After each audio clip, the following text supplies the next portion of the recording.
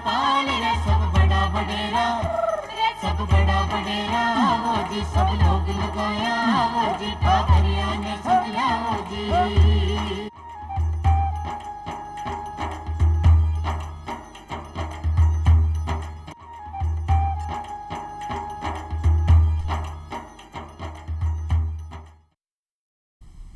चोपाद एक बड़ा सगळा ग्रामीण भाई बहना राम राम सा भाई बहना ज्યાં चौपाद रमा यहाँ पर उज्जैन नया नया विषय ले रहता है करा साउंड जानकारी हासिल करा उन्नीस प्रकार आज भी आपने चौपाद रमा यहाँ पर एक नरो निर्वल और एक नवादू विषय ले रहता है कर और खासा मैं तो जानकारी हासिल कर भाई बहना किया करे है कि नरचिति होवे नहीं हर चिति तत्काल कारण मतलब अब प्रकृति है जिसकी परिवर्तनशील है एक मैं यहाँ पर देखा कदे तावड़ो है कदे बारिश है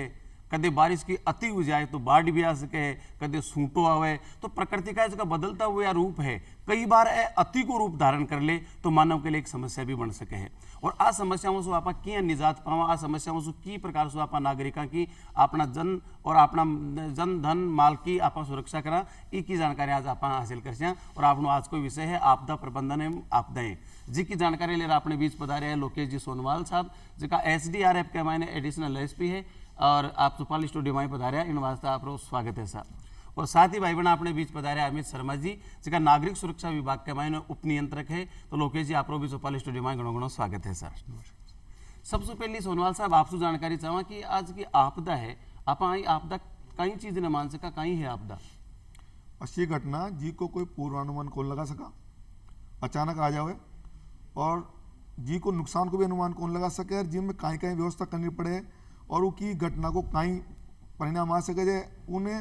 आपदा की पकड़े छे। अच्छा आपदा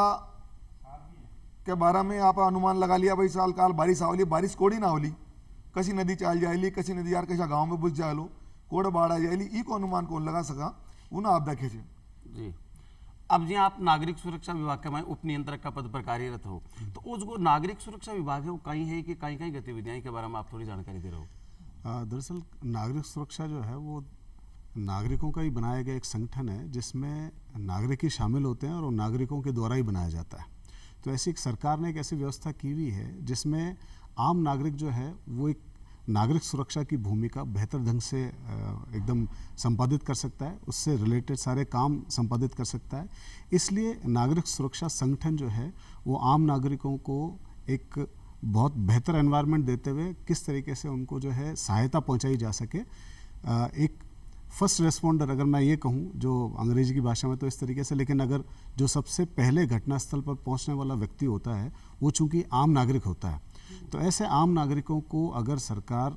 किसी स्तर पर प्रशिक्षित करके और समाज में छोड़ देती है ऐसा कार्य सिविल डिफेंस करता है यानी नागरिक सुरक्षा करती है जिनमें अगर कोई व्यक्ति रोड पे कोई घायल व्यक्ति है तो सबसे पहले चूंकि देखने वाला उसको आम नागरिक होगा तो ऐसे में अगर वो प्रशिक्षित है तो तुरंत वो उसकी सहायता कर सकेगा और सहायता करने के बाद उसे जहाँ भी उसे भेजना है अगर हॉस्पिटल भेजना है तो हॉस्पिटल भिजवाए और अगर उसे घर पे भेजना है और अगर प्राथमिक चिकित्सा उसने वहीं पे कर दी है तो उसके लिए उससे बेहतर कोई और जगह नहीं हो सकती। तो जो सिविल डिफेंस का प्राथमिक कार्य है वो दरअसल आम नागरिकों को तो बचाने का है ही और आपदा प्रबंधन जो है चूँकि 2005 के बाद आपदा प्रबंधन एक्ट जब लागू हुआ उसके बाद से इसकी भूमिका जो है आपदा प्रबंधन में बढ़ गई है। इसके पहले हवाई हमले से बचाना इसका एकमात्र उद्देश्य हुआ करता था। अब चूंकि ये दोनों ही विषय आपस में बहुत समानांतर हैं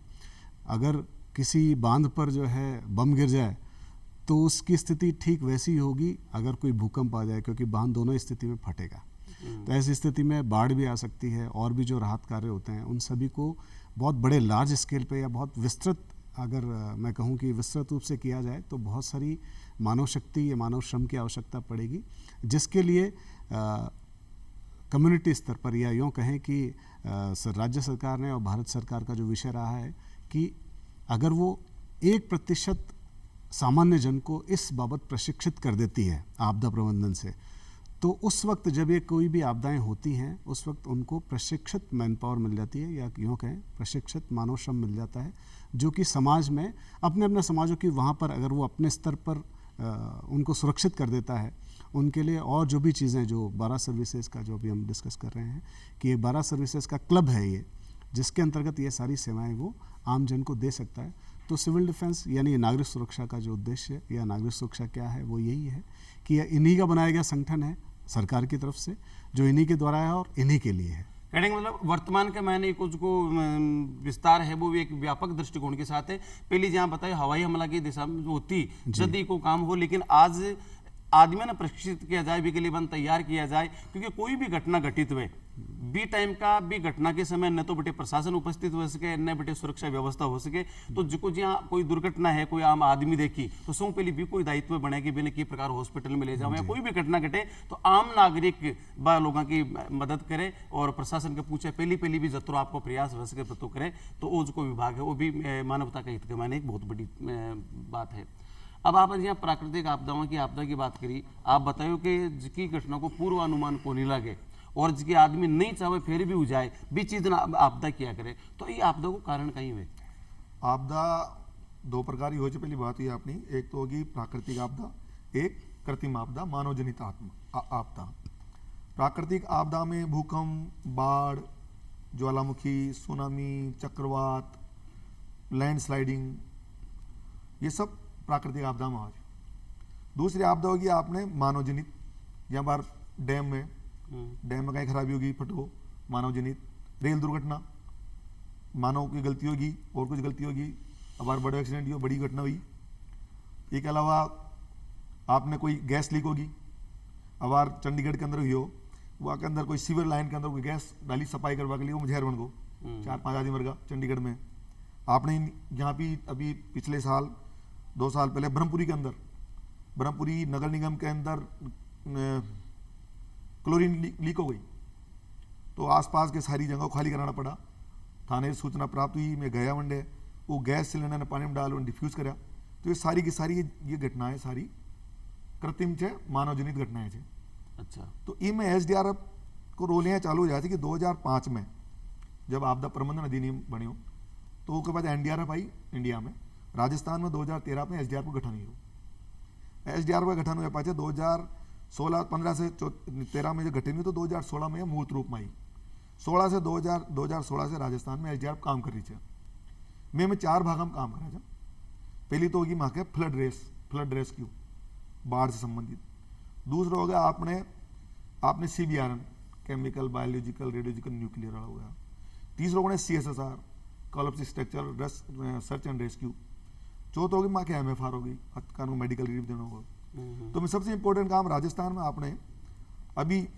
जुलाई से लेकर 3 महीना 4 महीना बाढ़ को एक सिस्टम चला जाए। आपने राजस्थान के अंदर कौन सी नदी कब गंभीर रूप ले ले, कैसे एरिया में पानी गिर जाए कोई पता कौन चले। अभी थोड़ा दिन पहले कवास के अंदर बाढ़ आ गई, रेगिस्तान में बाढ़ आ गई।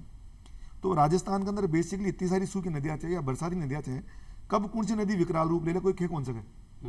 खासतौर से आपने हाड़ौती संभाग और ये मेवाड़ संभाग के अंदर, उदयपुर संभाग हुई, कोटा संभाग होगा, यानी कि दक्षिणी और दक्षिणी पूर्वी जो राजस्थान है वो पठारी इलाको है। और बटे कौन सी नदी थोड़ा सा पूर्वी एरिया भी आया है साथ में। पूर्वी एरिया जी में ये आपने भरतपुर, धौलपुर आवे छे, चंबल नदी कहा छे, उन्हें भी थोड़ा सा कदी नदियां तूफान में आ जाए छे। तो अंडे ज्यादा है, फ्लड रेस्क्यू की जरूरत पड़े छे। दूसरा बताया सीएसआर, कभी बिल्डिंग गिर गई, कोलैप्स होगी, कोई बिल्डिंग बन रही है, भवन बन रही है, काम कौन है गिर गई तो मैं जाना पड़े छे पुलिस ने, भाई जहाँ जा मंडे। तीसरा ई में सीएसआर में एक चीज और आ गई आजकल, क्या नहीं चले जाए आजकल, ट्यूबवेल के अंदर बच्चों गिर गो। अब बार में 2 साल में जिंदो बचा लिया, जोमनेर में जिंदो बचा ले रहा है। बार 2 हमने अभी जो बोरवेल रेस्क्यू किया हमने, वो बड़े सफल रहा।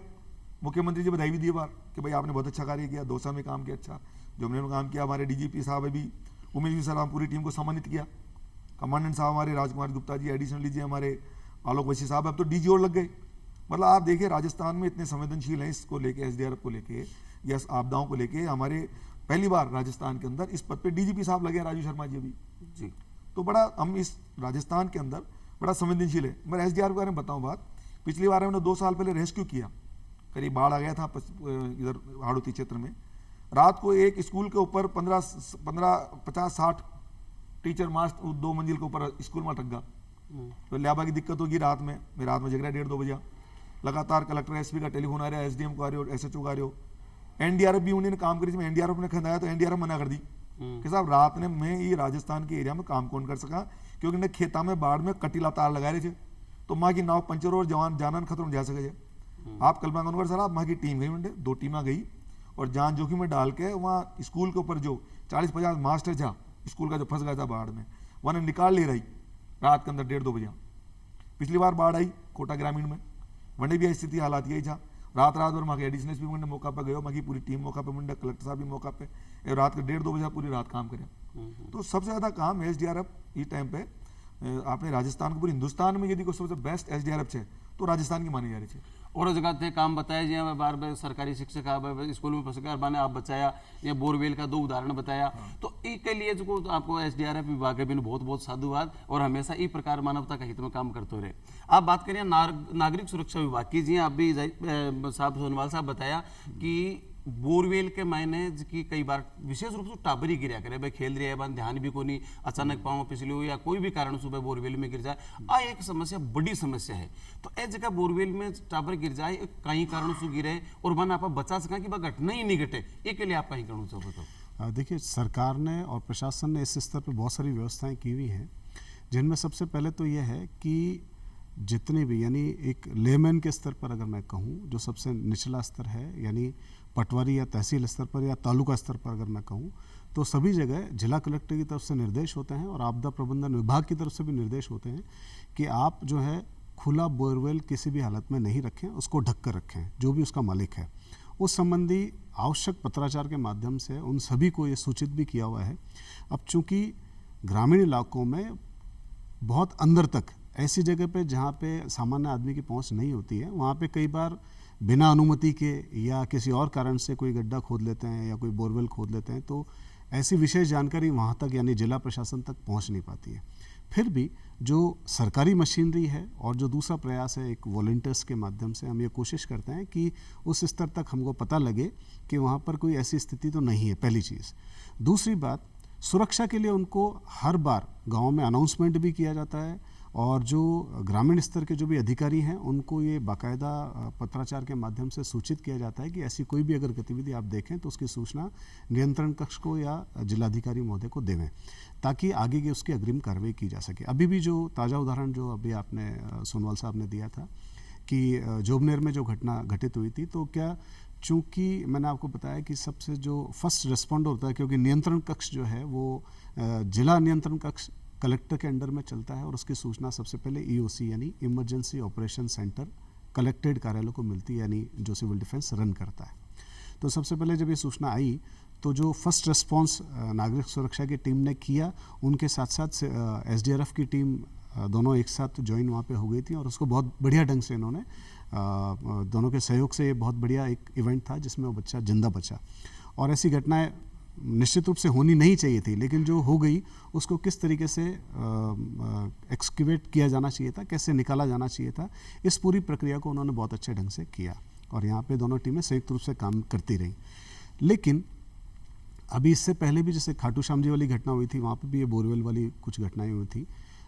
यहाँ पे सवाल आ जाता है कि डेमोग्राफिक एरिया प्लस उसका जो और जो जलवायु का जो स्तर है वो कैसा है, क्योंकि वो इलाका जो है पूरा रेतीला है। अब अगर आप रेस्क्यू करने जाएंगे तो ऊपर से जो बच्चा फंसा हुआ है या जो भी कोई हमारी कैजुअलिटी है उसको जब हम निकालने की कोशिश करते हैं तो मिट्टी ढहने की एक ऐसी मतलब चूंकि वहाँ का इलाका जो होता है वो इस तरीके से होता है, रेतीली मिट्टी, तो बार बार ढहने की कोशिश होती रहती है और उसमें हमको तकलीफ आती है। इसीलिए सरकार और प्रशासन अपने स्तर पर ये सारी जो अधिसूचना एक तरीके से जारी करते हैं कि भाई आप जो है बिना प्रशासन की अनुमति के, क्योंकि अब जो आने वाला आगामी सत्र है वो मानसून का है, उसके रिगार्डिंग भी अभी ये कुछ चीज़ें इन्होंने की हैं जिसमें पहले से ही कोई रोड कट ना हो, कोई बोरवेल ना हो या ऐसी कोई जगह जहाँ पे कोई जल भराव की स्थिति ना हो, ऐसे सभी को निर्देश दिए हुए हैं जिला कलेक्टर के माध्यम से। इसके अलावा ADM साउथ की विशेष निगरानी में ये सभी जो हैं चीज़ें इनको भेजी गई हैं ताकि किसी भी स्टेज पर ऐसा ना हो कि भाई कहीं आम आदमी की पहुंच से प्रशासन कहीं दूर हो जाए। तो प्रशासन अपने स्तर पर एक सुरक्षात्मक उपाय देते हुए और दूसरी बात कागजों में लगभग सभी को बांधते हुए ये काम कर रहे हैं कि कम से कम जनहानि हो, और अगर किसी स्टेज पे वो ऐसा हो भी जाता है तो किस तरीके से उस घटना का न्यूनीकरण किया जा सके, इस पर ये पूरा काम करते हैं। मैं एक चीज़ और जोड़ बचाऊँ मैं बोरवेल वाला मामला में, अभी वहाँ के पुलिस मुख्यालय में पिछला साल 1.5 साल पहले की बात पे एक कोऑर्डिनेशन मीटिंग वगैरह से सारे एडिशनल डीजी बैठे जो में, तो मैं यह बात है कि अभी घटना खूब सारी हो बोरवेल वाली और मैन पावर भी खूब लागे छूँ मैं एनडीआरएफ ने बुला लिया मैं सिविल डिफेंस भी आ जाए एसडीआर भी पहुंच जाए मिलिट्री भी लाग जाए कदे कदे बच्चा निकाल बोले एक सीकर में हुई लंबो चौड़ो 2 साल 2.5 साल पहले बहुत लंबो चौड़ो में काम लगे 4-5 दिन रेस्क्यू चालू। तो ये बात को मंथन लेके बात पाई कि भाई छोटी सी लापरवाही की वजह से कि किसान ने खुल्लो बोरवेल छोड़ दियो उन बच्चों खेल तो गिर को पड़ गो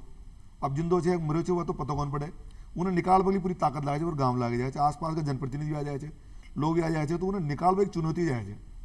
लेकिन गलती छोटी सी थी बिल्कुल वो गलती छोटी सी निमटवा के लिए कोऑर्डिनेशन मीटिंग हो जाए यह तय हो इस संबंध में एक कानून को मसूद बनाओ एक कानून बनना चाहिए। तो ये बात पे विचार चल रहे है और वहाँ के एसडीआर में भी कानून के बारे में बार में मीटिंग चाल रही है वहाँ के एडिशनल डी साहब ले वगैरह है आलोक बच्ची साहब से कि भाई कानून के अंदर कहीं चीज़ जुड़नी चाहिए कहीं नेट नहीं चाहिए जनता की कहीं जिम्मेदारी हो लोगों की कहीं जिम्मेदारी हो आसपास में कौन कौन लोग जिम्मेदार हो खुलो बोरवेल छोड़े में ये मामला में एक मंथन चाल रही है कानून को ड्राफ्ट तैयार हो रही है मैं यहाँ सूचना जोड़ बेचारे कानून की बात है लेकिन कई बार देखो आप देखा कि हर एक अनैतिक काम को कानून बने हुए फिर भी वे अपराध वही जाए है। तो कई लोग कहे हैं कि आपने रेगिस्तान अपने राजस्थान का मैंने जब ट्यूबवेल की मशीन आई तो लोग कुआं ना छोड़ दिया ट्यूबवेल करवा लिया अब कुआं खुल यहीं पड़े है अब ट्यूबवेल को निर्माण कार्य चल रही है तो वह भी खुली पड़ रही है। तो एक आम आदमी से एक अपील करा आप एक अधिकारी हो तो बाद में ना कहीं कणु चाहो जो खुला कुआ छोड़ रहा है क्या दुर्घटना के कारण कभी भी मैंने गाय गिर रही है कभी भी मैंने कोई कुत्तों गिर रही है बहुत संकट आ जाए कई बार तो देखा जंगली जानवर भी कुआं में गिर जाए है और बोरवेल खुला छोटे तो जगह कुआं ने बोरवेल ने खुला छोटे बा लोगों से आपका अपील कर अभी वहाँ के पुलिस विभाग में भी राजकुमार गुप्ता साहब कमांडेंट चाहो तो आज के एक डीएससी बनगा है तो वहाँ के टाइम पे जन जागरूकता अभियान चालू वहाँ के जन जागरूकता अभियान में और मैं सारी स्कूल सारी कॉलेज ग्रामीण की स्कूल कॉलेज में लोगों के गाँव जाके जन जागरूकता अभियान चलाया उस जहाँ जगह अभियान में यह भी मैं उनमें बोरवेल शामिल कराया लोगों ने अवेयरनेस पैदा करवाई कुछ भाई खुलो बोरवेल मत छोड़ो। तो ई को तो यही है भाई जनता ने जितना जागरूक कर सके है लोगों तक पहुँच सके है वहाँ लोगों तक पहुँचने के बारे में बतावा एक में कंट्रोल रूम को निर्माण भी करने मिले वहाँ के कंट्रोल रूम का नंबर भी है वहाँ का सब जगह डिस्प्ले है वेबसाइट वाले भी है तो कंट्रोल के लिए मैं नंबर जार दें भाई कंट्रोल नंबर पर थे टेलीफोन कर दो कोई बोरवेल की घटना हो तो जार में तत्काल जितना जल्दी मैंने सूचना मिली उतनी जल्दी हमारी टीम पहुंच जाएगी। अब ये दोनों घटना में जोमनेर वाली घटना में 2 समय सबसे पहले पहुंच वाला में जा तो जार से जो ऑक्सीजन चालू कर दी बच्चों बचका दोनों तो राजस्थान में कौन कौन सी यानी कि आपदाएं हैं प्राकृतिक आपदाएं या मानव जनित जबकि गठित होने की ज़्यादा संभावना है। देखिए अगर मैं देखूं तो प्राकृतिक दृष्टि से जो है बाढ़ और भूकंप 2 यहाँ पे विशेष आपदाएं हैं और अभी बीच में चक्रवात वाली भी जो है विशेष तरीके से रही हैं जहाँ पे कहीं ना कहीं कम दबाव का क्षेत्र बनता है और वो जो प्रक्रिया है वो राजस्थान से होकर गुजरती है। अभी विगत कुछ वर्षों में भूस्खलन की भी कुछ घटनाएं यहाँ पे हुई हैं विशेषतः ये जो दक्षिण पूर्वी इलाका जो है खासतौर से उदयपुर वाला जो है और आपका ईस्ट वाला जो इलाका है उनमें भी कुछ घटनाएं अभी ऐसी हुई हैं और मरुस्थल इलाके चूंकि टीबे शिफ्ट हो जाते हैं एक जगह से दूसरी जगह वो लैंडस्लाइड तो नहीं है लेकिन अपने आप में वो एक दृष्ट ऐसा है कि वो भी एक प्रकार ऐसा ही है तो वहाँ पे भी कुछ घटनाएं ऐसी हुई हैं। तो ये चीज़ें चूंकि कंटिन्यू रहती हैं अब चूंकि प्राकृतिक आपदाओं को हम रोक नहीं सकते लेकिन उनका न्यूनीकरण आवश्यक है जो हम मिटिगेशन कर सकते हैं तो उसके अंतर्गत बहुत सारे कंट्रोल रूम खोले जाते हैं बहुत सारी हायरार्की रखी जाती है कुछ सूचियाँ रखी जाती है और अगर कोई ऐसी घटना हो जाए तो उससे संबंधित एक प्लान यानी आपदा प्रबंधन प्लान जो है सभी डिस्ट्रिक्ट में जिला कलेक्टर द्वारा तैयार किया जाता है और उसकी सूचना सभी संबंधित विभागों को होती है ताकि अगर कोई ऐसी घटना हो जाए तो उस पर तुरंत एक्शन किया जा सके तुरंत रिस्पॉन्स किया जा सके। जी सुरमाल साहब आपसे जानकारी चाहूँगा कि देखो एक बिजली गिरवा की एक बड़ी समस्या है कई बार सुना कि बिजली गिरी साहब खेत में काम करते हुए किसान भी कई चपेट में आएगा तो जब बिजली कड़क रही है बारिश को वातावरण बन रही है बी टाइम का एक खेत में काम करते हो आपका पशुआन चराते हो या सड़क पर चालते हो एक राहगीर बिजली से अपना आपको बचाव करे भी के लिए वो किस जगह खड़े हो रहे कहीं भी की पोजिशन होना चाहिए एक बार हम आप जरूर बताओ। बिजली की घटना से बचाव के लिए माँ के जो भी बताया मैंने जन जागरूकता मिशन अभियान चलावा हमने वो के अंदर वहाँ के स्कूल में जार कॉलेज में जार पूरा डेमो दे वहाँ का प्रशिक्षित लड़का थे बता क्या बचाव हो चाहे अभी थे देखा थोड़ा दिन पहले आमेर में वाच टावर पर एक घटना हुई आमेर के अंदर माँ को वनडे पास में एक एच कंपनी लागे थे जलमहल में तो कंट्रोल रूम से थ्रू मैंने सूचना मिली 100 नंबर कंट्रोल रूम का नंबर था पुलिस का वनडे लोग सूचना दे देते सूचना मिलता है मैंने पहुंची तो मैं वनडे रवाना कर दिया टीम ने तो टीम ने रवाना करते हैं आप देखो सबसे पहले पहुंच वाला मैं जा एसडीआरएफ की टीम से पहुंची हालांकि थाना वाला पहुंच गया था वनडे क्योंकि थाना पास में जो हम थाना वाले सहयोग से लोगों का सहयोग से जनता का सहयोग से मैं लोगों ने जितना भी इंजर्ड हुआ घायल हुआ मैंने फटाफट लिया हॉस्पिटल पहुंचाया तो ज़्यादा से ज़्यादा जान बच गई वो को भी मुख्यमंत्री साहब अपने ट्वीट करके मैंने बधाई दी एसडीआरएफ का काम करवा के लिए। तो एसडीआरएफ सतत काम कर रही है, चाहे वो बिजली गिरबा को हो या बार मथा ने बताई ब्रह्मपुरी के अंदर नगर निगम के अंदर घटना हुई तो वही बच्चों जान जोखिम बाजार बचा लिया। तो हर में सजग है, मैं सारा प्रकार से काम करे जा, जागरूकता अभियान भी चला रहे जा। और मैं माँ के अभी प्रशिक्षण को कार्यक्रम चले जो आपदा मित्र परियोजना में एक चीज़ और बताऊँ था ना, जोड़ बोल को मैं अभी केंद्र सरकार की एक योजना आई थी, ये मैं आपदा मित्र बनावा की योजना थी। 4700 लोगों ने मैं प्रशिक्षित कराया, 13 जिला चिन्हित करी भारत सरकार की तरफ से, चिन्हित भारत सरकार करी थी। और 13 जिला में 4700 लोगों ने आपदा मित्र बनाया। अमित जी बैठे थे, अमित जी भी जयपुर के अंदर 500 लोगों ने प्रशिक्षित कराया थे। प्रशिक्षण को काम रहा एसडीआरएफ करी थी, व्यवस्थाओं काम जिला कलेक्टर साहब कराया जा, ये मैं अमित जी नोडल अफसर था, मैं साथ ही काम कराया। 500 लोगों ने कराया। सोचो थे आप पहली बार जब पहलो बैच चलो माँ को तो लोगों ने पहुंचवा में लोग कम जागरूकता कमी थी, जो लोग जुड़े को ने जब पहलो बैच चालू हुई और दूसरा बैच में मान के चलो कि माने शुरू में मैं 120 ना कराया तो पाँच इतनी भीड़ आ गई कि कंट्रोल करवाने पुलिस बुलानी पड़ी, इतना आपदा मित्र बनाने तैयार होगा। तो मैं पूरा राजस्थान में 4700 लोगों ने ट्रेंड करके बैठे था जो वहाँ का आपदा मित्र रूप में कार्य करे। जब यहाँ को बिजली करेली तो मैंने वो सिखलाई कर दी। तो पहला रेस्पॉन्डर के रूप में कोई बिजली करबो गांव में जा सिखाओ या पहुंच जाओ मौका पे या गांव में, तो वो प्रशिक्षित है। और राजस्थान ही पहलो स्टेट है जो पूरा इंडिया में बाकी शाबाशी हुई है, अभी बधाई भी दीजिए मैंने कि जो 4700 टारगेट है 4700 लोगों ने मैं आपदा मित्र बना दिया, टारगेट पूरा कराया। आपदा मित्रों कहीं काम हुए पे कहीं किया करे फिर आपदा मित्रों को काम कश्या भी डिजास्टर में कश्या भी में फर्स्ट रेस्पॉन्डर को काम है। मान लो कोई बाढ़ आ गई तो मैंने मैं अभी ट्रेनिंग दी थी, गोताखोरी की भी दी थी, स्विमिंग की भी दी थी, तो मैंने तैराकी का काम दी थी, किट भी दिया मैंने, केंद्र सरकार किट है जो किट से करीब 10,000 की कीमत, तो किट से जो मैं सारे चीज़ें जान जोखिम खुद की जान बचावा को। तो वह फर्स्ट रेस्पॉन्डर चाहे भूकंप आ जाओ, बाढ़ आ जाए, कोई रेल दुर्घटना हो जाए, बस दुर्घटना हो जाए, तो मौका पे पहुंच गए जनता ने राहत देवा को काम करे थे। एक MFR भी में दे सका जहाँ मान लो कोई दुर्घटना होगी या कोई आगे आदमी का सांस चल गो नहीं तो उन्हें वो कृत्रिम ऑक्सीजन दे सके बचा सके। ये सारी की सारी ट्रेनिंग में आपदा मित्र दे मिले थे। कहना मतलब रेस्क्यू टीम बटे पूछ से भी पहले आपदा मित्र पूछ जाए और वो काम कर सके। अमित शर्मा जी आपने देखा कि देखो राजस्थान में आंधी बहुत ज्यादा हुए और कई बार सुना कि छत के ऊपर सोता है साहब रात ने आंधी आई, टिन शेड उड़ रहा है अरबी के मायने वो आदमी से पेट माए को। तो ऐसे की आंधी है या बिजली गिर वो एक बड़ी समस्या, तो बी में जो आपदा प्रबंधन टीम तो बाद में पूछे या नागरिक सुरक्षा विभाग की टीम बाद में पूछे, तो वह आदमी सुरक्षित रहे। जी मान लो बिजली आएगी आंधी आएगी बे टाइम का वो आदमी कहीं करे कि खुद सुरक्षित रह सके। देखो मैं आपको फिर यही बात बताऊंगा कि दरअसल नागरिक सुरक्षा का जो मेन उद्देश्य है या जो मेन कार्य है वो कॉमन कम्युनिटी यानी कि जो आम नागरिक हैं उनको प्रशिक्षण देकर तैयार करना है और नागरिक सुरक्षा में एक तरीके से स्वयंसेवक के रूप में उसको जोड़ना है। ये तरीका होता है। तो जो आम नागरिक है वो स्वयंसेवक के रूप में नागरिक सुरक्षा सेवा से जुड़ सकता है। पहली चीज़, इस जिले की अगर मैं बात करूं तो करीब 12 से 13 हज़ार ऐसे स्वयंसेवक हैं जो पूरे डिस्ट्रिक्ट में एक तरीके से फैले हुए हैं, जिनको ट्रेनिंग पहले से दी जा चुकी है और आज वो किसी भी स्तर पर अगर कोई ऐसी इमरजेंसी होती है तो वहाँ निपटने में सक्षम है क्योंकि वो ट्रेंड है। जी। दूसरी बात, इसकी जो हैरारकी है या उसकी जो सूची है या इसका जो स्तर है नागरिक सुरक्षा का, वो दरअसल एक मोहल्ले से स्टार्ट होता है। एक मोहल्ले का जो व्यक्ति है वो भी सिविल डिफेंस वॉलंटियर है।